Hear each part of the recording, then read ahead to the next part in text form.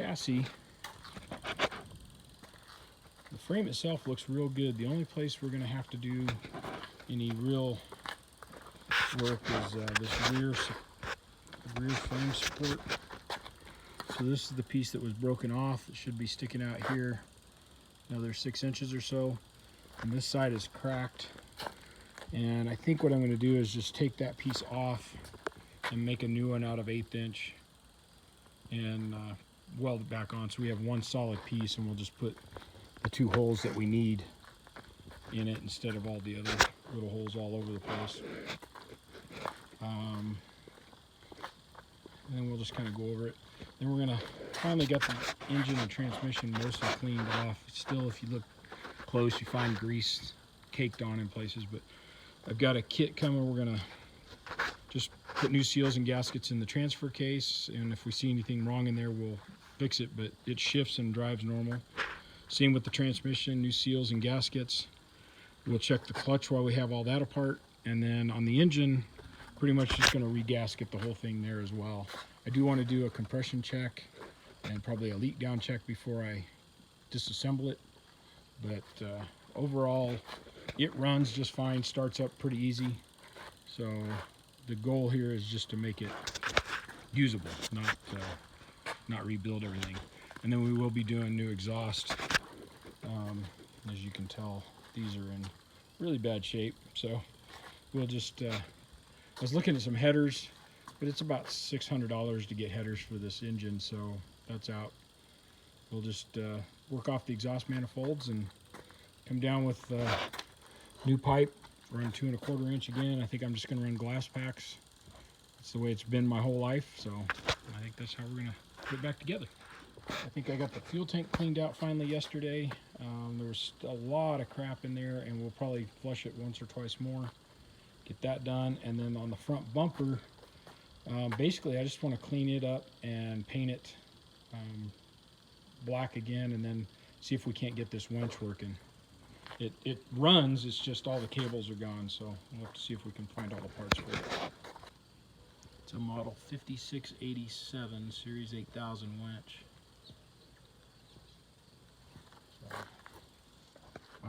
You can see quite a bit of rust repair to make.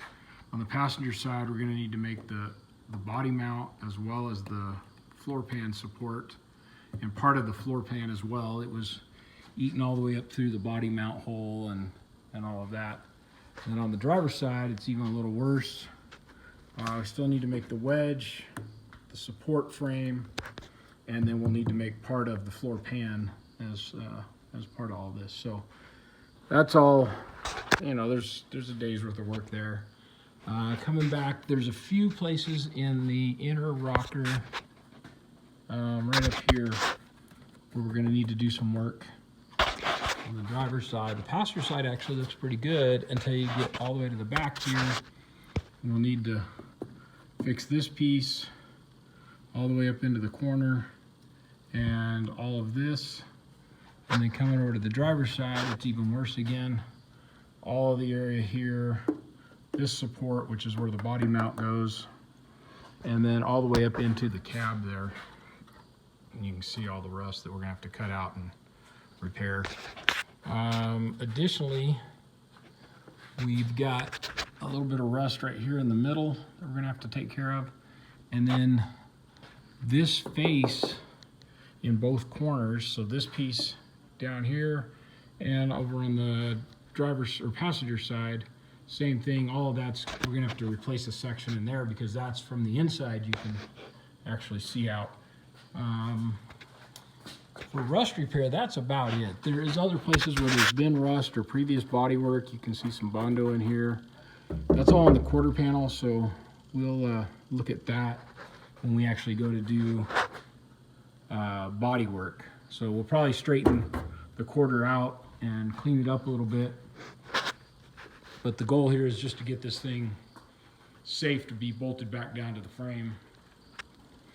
And then we'll worry about making it pretty and fixing stuff like this at a later date. And here's the first piece I made. This is just part of the lower rib underneath the floor pan. These are all passenger side. That's part of the inner kick panel. And then we have the floor pans. I made these out of 16 gauge and just rolled some ribs in them, which isn't from the stock, but thought I'd add a little structure. A lot of clamps to get everything back in place. Alright, so here is the finished floor pan installed. You can see there's a little bit of, you can take the welds a little further. It's all sealed up. There's one little spot here where you can see some daylight right in there. So that'll get seam sealed from the inside. This is what it looks like from the inside. So I've already ground any welds there flat. And I went ahead and welded, not only did I weld this seam where the cutoff was, but I went ahead and welded all the way up there. Just because I wasn't happy with the flange system and how tight it was holding everything. So I was afraid we'd get some gunk in there. So that's a little extra, but see, everything's nice in there. So now I need to build, I know there's a lot of background light here. I need to build the rib that goes across here and then catches the body mount. So we'll get those done here. Here I've designed the different pieces we're going to be using for underneath the truck as supports, the cab mounts and all that. And this is out of 10 gauge steel, which is approximately 1/8 of an inch. The lines you see cut in there are bend lines, so I can put that in my press brake and bend 90-degree corners in there or whatever I need. And the series of holes there, those are for plug welds, and no sense in getting a drill bit out and making those when the plasma table will cut a lot of holes really nicely. This next piece is one of the wedges, which is the actual body mount. And you can see my bend lines and stuff again to make it easy to get that bent. And here we go. We have the 2 ribs and the 2 wedges and a couple gusset supports.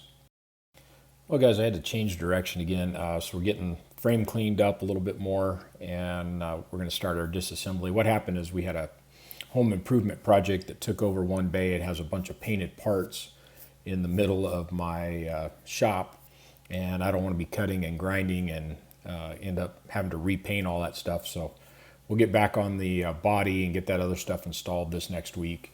In the meantime, we're going to go ahead and get the frame pressure washed completely off yet again. It's about 5 times. And then we're going to do a compression test and a leak down test. And I'll show you the results at the end of here. But it actually came out really well. We have one low cylinder on the compression. All of them were in the low leak down range. A couple of them in the higher side of the low, but they were all very healthy for a 50-year-old motor with maybe 80,000 miles on it. Had to add but could have started it right there if I had had a carburetor on it. And one thing I did notice is if you have a weak battery, your compression test is going to be low. So check your battery, and you know, if you're getting some low cylinders, you might want to charge the battery up real good and then recheck them. And that's exactly what I did. So you'll see right on the paperwork here where I scratched out some numbers and then put in some new numbers with the charged battery. Okay, now I'm going to go ahead and strip this frame down, get the engine, transmission, transfer case out so that those can go on stands, and I can start putting new gaskets and all that in there. And the more I looked at it, the more I decided I was going to want to paint the frame and everything else. So I'm going to go ahead and strip the entire frame down to last nut and bolt. We'll get that rear cross member replaced, and you'll see those pieces coming up, pulling the body bushings there. Once all this is done, we can have a nice clean platform to start from. And the frame's not that heavy. I was able to move it by myself, although I did later use a engine hoist to help pick it up and move it around. And yet one more time, power wash and everything. And I'll tell you, I've run 3 tanks of fuel through my power washer. I've probably used 10 cans of degreaser and wire brush and all kinds of stuff trying to get the engine, transmission, and the frame clean. And you saw the damage on the frame earlier. So here's the new piece for the frame. And again, we have some bend lines, the holes we need for mounting the body, and then the whole structure. So then I took that to the place where I buy my steel, and I don't have a press brake big enough to handle 43.5 inch long piece of steel let alone be able to bend 1/8 inch in that length. So they've got this really nice bazillion ton press brake, and they were willing to take care of it for me. Now I buy all my steel there, so you know they're taking care of their customer, and I really appreciated it. But now I do have to go back and weld up the cut lines that I put in there, but you can see this machine bends that no problem. And here it is all welded up, and I think top's already tacked in. This is the frame flipped upside down, so you're seeing the bottom. Now, I used a product to rust inhibit, kind of puts a zinc coating on there, and then you scuff that off, and then an industrial gloss black paint, and that's it for this week. Thanks for watching.